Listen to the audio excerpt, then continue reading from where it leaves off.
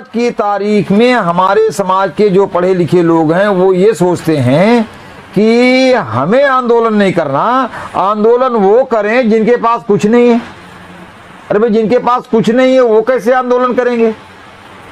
अब इतनी बात इनकी समझ में अगर आ जाए कि हमारे पैर भी उन्हीं के पैरों से बंधा हुआ है जिनके पास कुछ नहीं है, और जिनके पास कुछ नहीं है अगर वो कहीं गिरते हैं तो पैर बंधा होने के कारण हमारा गिरना निश्चित है, तो हम बचने वाले कहाँ हैं?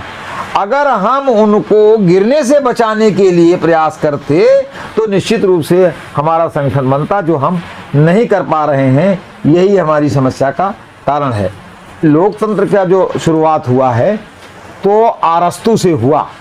अरस्तु ने सबसे पहले 754 ईसा पूर्व में इन्होंने वोटों का प्रयोग किया, लेकिन अरस्तु चूंकि कुलीन तंत्र के समर्थक थे, एरिस्टोक्रेसी के समर्थक थे, तो अरस्तु ने भी इस बात का विरोध किया। उनको, गुलामों को, महिलाओं को इन्होंने वोट का राइट नहीं दिया। और वहीं पर जो है, जब इंग्लैंड में आधुनिक काल में जब इंग्लैंड में ये निर्वाचन पद्धति शुरू हुई तो यहाँ भी महिलाओं और गुलामों को वोट का अधिकार नहीं दिया गया था, जिसके कारण जो है ये समाज नहीं आगे नहीं बढ़ पाया।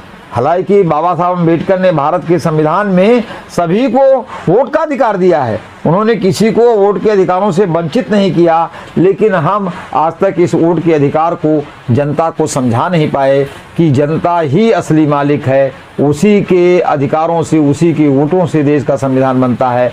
जिस दिन जनता के दिमाग में ये बात आ जाएगी कि हम इस देश में मालिक हैं, हमारे हाथों में इस खजाने की चाबी है, हम जिसको देंगे वही इस खजाने को खोलेगा, वही इस खजाने का प्रयोग हम सब लोगों के विकास के लिए करेगा। जिस दिन ये बात हम समझाने में कामयाब होंगे तो उस दिन जनता बिकेगी नहीं, बेचा नहीं जा सकता। जो सुप्रीमो नेतृत्व है ये बहुत ही खतरनाक नेतृत्व है। आज की कहानी जानते हैं क्या है? जो हार गए, जिनका सुपड़ा सफा हो गया, वो कहते हैं कि हमारी कोई गलती नहीं है, जनता बिक गई। यानी हमारी कोई गलती नहीं है, जनता बिक गई, हम नहीं बिके। और कोई अगर इनसे ये पूछ ले कि जनता को बेचा किसने है? उत्तर प्रदेश में बसपा का सारा टिकट आरएसएस के लोगों ने अपने पैसे से खरीदा और अपने पैसे से वो टिकट को बांटा। और वो टिकट इसलिए बांटा क्योंकि वो किसी भी हालत में भाजपा को जिता सके। तो जब ये चीज हो रही है तो लोग कहते हैं कि नहीं, वो फला बिक गया, वो बिक गया, वो बिक गया, वो बिक गया, वो बिक गया। ऐसा करते हैं, अपनी कोई गलती नहीं दिखती। गलती जो है जिन्होंने बेचा उनकी गलती है, ऐसा नहीं लगता आपको? तो जिन्होंने बेचा उनकी गलती है, लेकिन वो ये महसूस करने के लिए, मानने के लिए तैयार नहीं है कि उन्होंने जनता के साथ घात किया, धोखा किया, उनके वोटों को उनको बेचा और वो भी दुश्मनों के हाथ बेचा। तो ये बेचने वाला जो सिलसिला है, ऐसा सुप्रीमो नेतृत्व करता है, क्योंकि सुप्रीमो अपने व्यक्तिगत हित के लिए राजनीति करता है। और यही व्यक्तिगत हित करने के चक्कर में वो अपने संगठन और पार्टी को प्राइवेट लिमिटेड फर्म बना देता है। और प्राइवेट लिमिटेड फर्म चलती है पेड सर्वेंट और कमीशन एजेंटों से। तो आज वो इनके माध्यम से अपना काम आगे बढ़ा रहे हैं। ये चरित्र ही हमारे लिए सबसे बड़ा घातक है, यही अविश्वास है।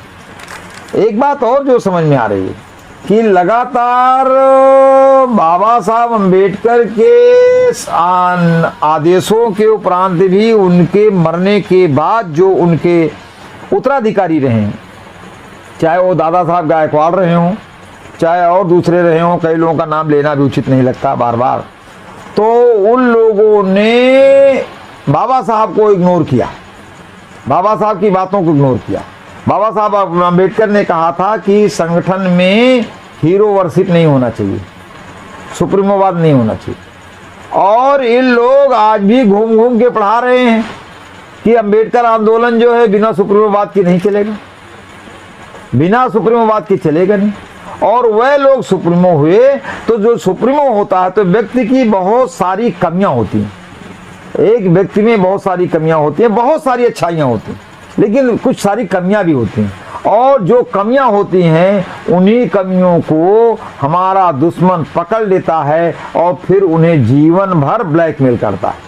आज जितने भी मूल निवासी बहुजन समाज के नेता हैं, चाहे एससी वर्ग के हों, चाहे एसटी वर्ग के हों, चाहे ओबीसी वर्ग के हों, वे अपनी कमजोरियों के कारण ब्लैकमेल हो रहे हैं। एक दुर्गुण सारे सद्गुणों को नष्ट कर देता है। एक दुर्गुण सारे सद्गुणों को नष्ट कर देता है। वो दुर्गुण है लोगों के अंदर सुप्रीमोवाद, तानाशाही, किसी की ना सुनना, किसी की ना करना। यही सबसे बड़ी समस्या है। इसलिए इस समस्या के लिए हमने आपका ज़्यादा समय लिया